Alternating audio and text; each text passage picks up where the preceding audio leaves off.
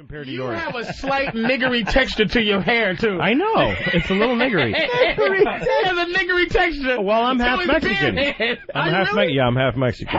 Yeah, and really? that's how great it is. Wow. I'm half Mexican, and still I And get you all are the white guy completely perks. white. One All of the your white guy parents perks. is 100% Mexican. My dad is Mexican. 100% Mexican. Wow. Well, no, his dad is Hungarian, but my whole family lives in Mexico on my dad's side. He's not a citizen here. My dad's a Mexican citizen. Holy shit.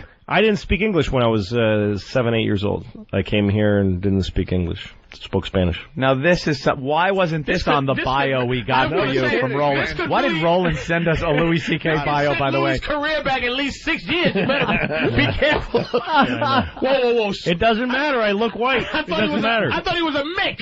No, I'm going to go see him on the stage.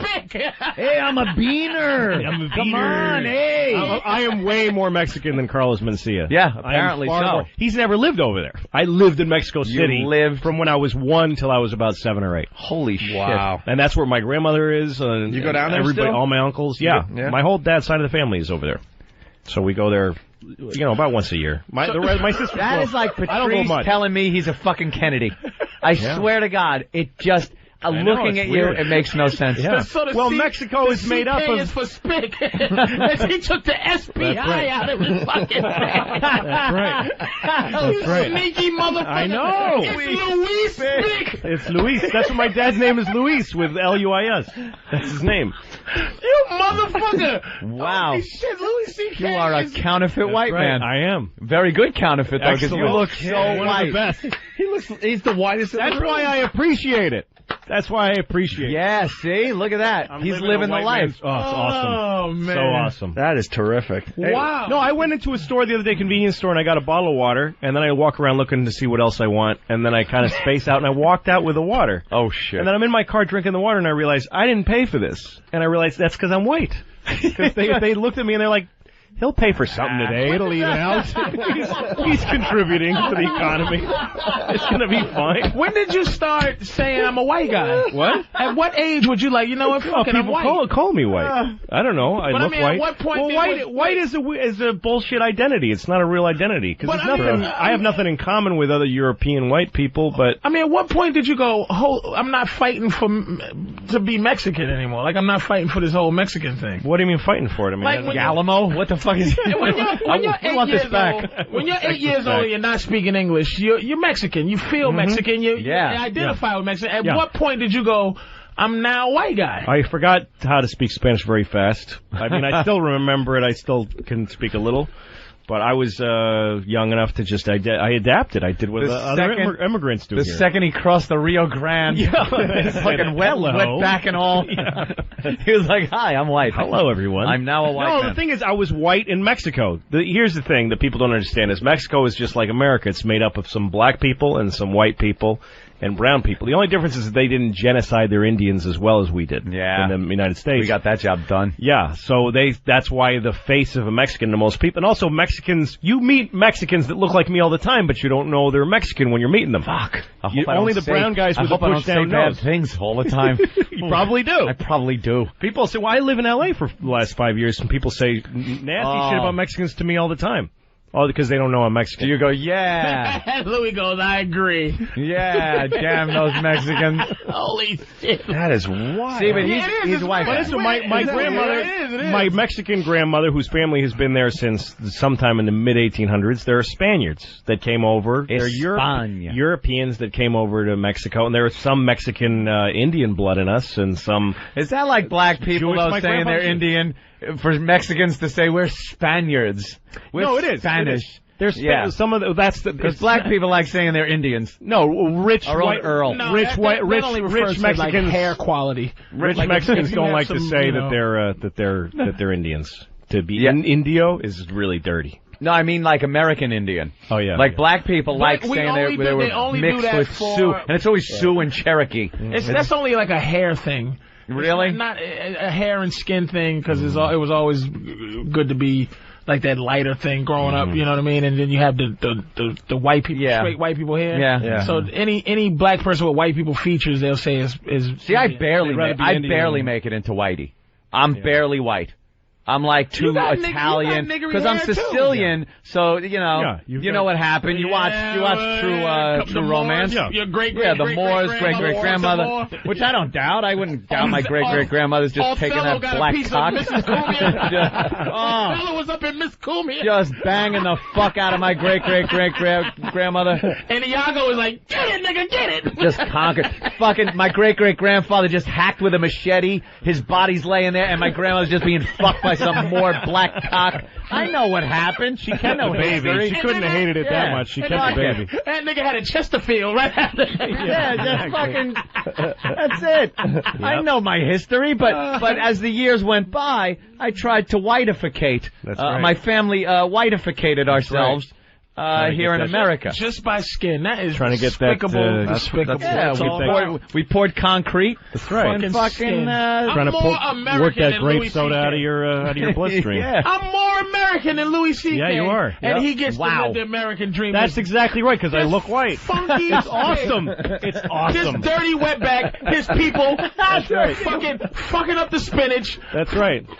Giving us E. coli. And meanwhile, here's the hilarious part of it is that anybody who's black, you can almost guarantee their family's been here longer than anybody who's white. Hell yeah. Because everybody who's white just got here. Black people have been, built the country for free. 1600. Built the country for free. And now they get fucked. Why do they do this to us? Who would have thought that you're black? Louis selling me on reparations. Yeah. I want to give you some fucking money. And it takes my thing a is white Mexican man to make you motherfuckers see that's what you did to us all again. But my thing though is that if the show would have got to this point where we're calling him a dirty Mexican. I know. Louis C.K.'s a dirty Mexican, and I want to give the blacks reparations. Here's the way I feel. If we're going to give blacks reparations, they should have to be slaves again. Like, if we're going to pay, basically we're paying them for the slavery. Right. Then they should accept the slavery. Is CK an offset? Is CK an offset of some? It's Hungarian. My grandfather, this gets even worse. Wow. My Hungarian grandfather was Jewish, and he left Hungary because they were killing the Jews. Yeah. And he couldn't come to the United States because there was too many Jews going. They weren't letting him. They turned boats away. So he went to Mexico, and he met my Catholic Mexican grandmother, and that's the family I came from. A Jew and a Catholic Mexican. And he didn't tell her he was Jewish because he was so in love with her. CK is just the first two letters of your whole last name. It's pronounced CK, but it's spelled much longer. Wow. And here's some interesting news about the Jew thing. I do know where the term kike came from, by the way. Derogatory term for Jewish people? I do know where that came from. Where? It is when people used to come over on the, in the ships on Ellis Island, a lot of people couldn't write English. So they used to make their mark, and the Jew's mark was a circle. And the circle is called kikel. So that's what they would just shorten it to kike. The guys coming in and say, "Here's another kike." Once they seen the circle. You know where nigger came from originally? There was some black guy being a nigger, so they called him a nigger. Jesus.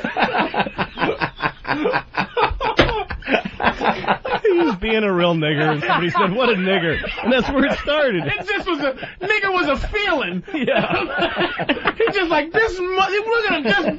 It wasn't some wordplay. Just blurting out a sound, and it came out like that. Just the guy was being such a nigger that it fucking made someone say the word. Oh my God, man! That's awful. Well, we're learning about derogatory terms and where they came from. That's right. Wow, it's history. It's a really good history lesson. I never knew that. Let's say hi to Jesse. Jesse, what's up? Jesse, go. Yeah, Jesse. Hey, what's up, boys? Hey, Opie, I wonder if you think you're related to Patrice, since your aunt All the Way May was known to play around with the Negro. That's true.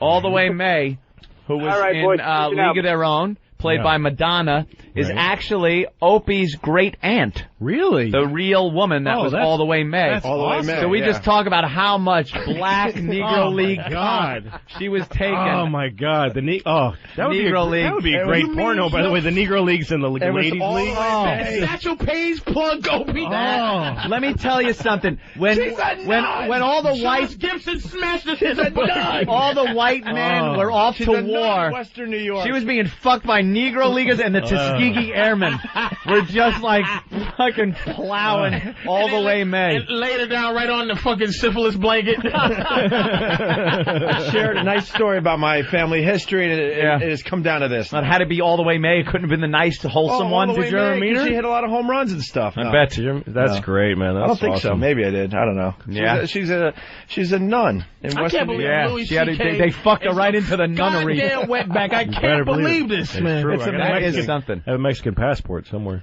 God damn. Isn't that, like, unless you tell people that, and you really got to explain it like you did. Yeah, no, it's... You can't just say, yeah, I'm Mexican. They'd be like, yeah, okay, right. 1/1000th of a Mexican from 20,000 years ago. People expect you to look a certain way. This guy's been on hold for like 20 minutes. We'll clean up something here. Ed in Jersey, go. Hey, Patrice, I'm a cop in Jersey. You cannot get a speeding ticket for Easy Pass because it's a moving violation, and that has to be assessed to a driver for the points, and not just the vehicle itself. That's why you don't get points when they take the snapshot. That's what I was gonna ask. They don't put points on your license when you get a snapshot for going through red light. What about the red light situation? No points, just fine. What? But you still could get a ticket for the fucking. Somebody could take your Easy Pass. Somebody could take your Easy Pass and speed with it. That's why they can't do that. Wait, we got a parking ticket. A parking ticket, you get the actual vehicle gets the ticket, which is the registered owner. But in the situation of a moving violation, those points, it's a moving violation, so that the driver has to be identified. That's why they have to be stopped. Because anybody could be driving your vehicle. They can't just assess. I'm telling you, points, Patrice, it's you. The reason you're getting speeding tickets in the mail is because you're black, and they got tired of pulling you over. You know how cops used to pull you over all the time? Well, now they just send you the ticket in the mail, and you pay, and you don't have to do the whole bullshit. Did you buy this car yourself, boy? All that stuff. Too, very soon, hombre. I'm a very hard to track Mexican, so I don't get that kind of shit from people. A redhead Mexican. Yeah. Wow. That's fucked Mexican up. with some Jew in him. With a little Jew, man, to really throw you off. Wow. Yeah, Jewish, Mexican, Irish, English. Something. I would have you pegged as fucking Blarney Stone kissing Irish. Yeah, my mother's very white. My mother's white genes were very strong. On the Aryan list, he's hated more than I am. That's right. Two of you, two parts of you. You would fuck it. If you went to prison, there would be the essays, and they would fuck you up. You would have to go with the swastika guys, with the tattoos. Oh, I would. Yeah, Those you would guys, have to. There's more of them. Yeah. Shit, yeah. That's Who's going to take a stand in prison? Oh.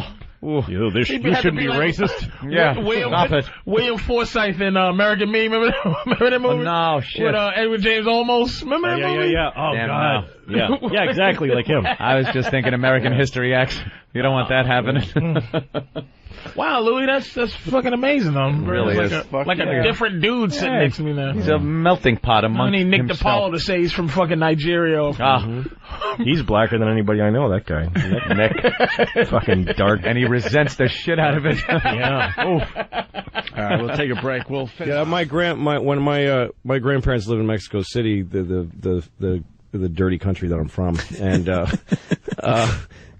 my grandfather, when he was like 94, he was pretty much totally deaf, and he had this big backed chair that he sat in that had its back to the front door of their house. And one day, these guys, banditos broke into the house with guns. And my grandmother, who was just the toughest, she just screamed, "Don't move!" at the guys with guns. And like she said, she tried to look calm and said, "My husband is deaf, and he's 95. If he sees you, he's going to have a heart attack and die. And this is going to be murder. Stay where you are, and I'll get you whatever you're asking for." Like, she made the guy stay behind him. Like it's trick or treat. Yes, exactly. Wait here at the door, I'll go get you. I'll get whatever you need, but do not let him see you because he'll die, and then you're going to be murderers. And these guys were just confused, and they said, okay. And so they're like, well, let's see some jewelry. So she went up and chose some crap and brought it down to them and stuff. And my uncle was there, too. And so they said, we want his car. They had guns. They're like, we're going to kill you. Yeah, but stay behind him, please. Oh, okay, we will. And they gave him, they got him jewelry, and my uncle, they wanted a car. So my uncle gave him the keys to his car, and they went outside and couldn't start it. So he had to come out and help them. He had to jump start their car. God, what, Mexicans? Oh, okay. Yes. We really have to take another break. If someone gains entry into my house. I don't understand. I know, I'm Mexican. How do you do that, though? Why do you do that, and how do you do that? Because it doesn't matter even though I'm from Mexico? Because you? my skin is white and I look like other people. But are you undercover or something? I hope so. Yeah. Are you trying to help us at all? I'm a white guy whose family has been herding brown Mexicans for many generations. So that's what we do over there. But you don't seem like you enjoy. Yeah. You have a white guilt that he doesn't really embrace at all. It's a weird thing, Louie. Why do you do that? Because of his Mexican heritage. It's something going on there. You want to embrace your Mexican heritage, but you're scared of losing some of these deals that you get. Because he's a white guy. Louis is a complete white guy. I don't have a fucking choice. I'm me, motherfucker. Yeah, I can't trick nobody into not being me. I know, but that's exactly it. If you redheaded Mexican who has a full head of hair that he cut to make him look like an old white guy. That's exactly right. That's exactly right. Wouldn't you? Wouldn't you? No, man. If you were from a family of Mexicans and you came out looking white, wouldn't you take all the advantages of the benefit of the doubt from police? I would try to be their leader. You know? The leader of the Mexicans? I would try to be the leader of the Mexicans. The assimilated, gentrified Mexican leader. Well, maybe I'll go back there and run for president. Maybe I will. It should. Hey, what about Kevin Smith? You are part Mexican, part Jewish, part Catholic, part Eastern European. You were born in Mexico, spent the first few years of your life there before moving to the States. So how do you identify ethnically and religiously? Well, I don't identify. I think ethnic identification is kind of a mess now. Like, people are so they really want to identify people. I was with my friend, visiting a friend of mine who has kids, and they were watching some show on Nickelodeon, and there was a black young kid in the show, and one of them was trying to say which kid she said, that kid, that one. I said, you mean the black one? And she said, oh, that's mean to say he's black. I'm like, oh, no, it's not. He's black. And I realized I've kind of stumbled into something of, I don't know what she's been taught. Well, you're supposed to say African-American, but the kid hasn't opened his mouth. He could be French. I mean, to me, that would be prejudice to say African-American. I don't know where he's from. He might be Canadian. So then what do you call him? Well, he looks black, so I'll call him black. Well, you could call him a person. You could say that guy. There's just this need to identify that's kind of strange to me. And I'm Mexican. My dad's Mexican, but I'm white. And most Americans aren't aware that there's white Mexicans, there's indigenous Mexicans, there's black Mexicans. But, I think racial identity is a very mixed bag. My abuelita lives in Mexico, in the city. All my relatives on my dad's side are Mexicans. Well, but are they brown little people that mow lawns? No, they're educated. All my uncles are doctors of something or other, PhDs, and they have lighter skin, and half their relatives are from Europe, and half their relatives are indigenous. I don't know. I don't even reaching back. Some of them are Hungarian. My grandfather's Hungarian, Jewish, and migrated to Mexico, married a Catholic woman, raised a bunch of kids that look Hungarian Mexican. One of them came here, married my mom, who's an Irish woman, doesn't care about religion, but went ahead and raised us Catholic for a little while anyway. So I don't know. If you grew up in Mexico a little bit of time, right? Yeah, for about 7 years. So you are fluent in Spanish, yes? It was my first language, but I lost it pretty much. Really? I remember it a little, and it comes back if I go back there, but I never really go back If you were in an elevator, and there were a bunch of people sitting around, because your father was Mexican, right? That's right. And your parents met at Harvard. Yeah, my dad was going to grad school, and my mom was taking summer classes. Right. So you come from a bunch of brains, I mean, genetically, right? Yeah, they're smart. Yeah. And it's so ironic that you didn't go to college. I didn't. I barely got out of high school. It's unbelievable. But you're a smart guy.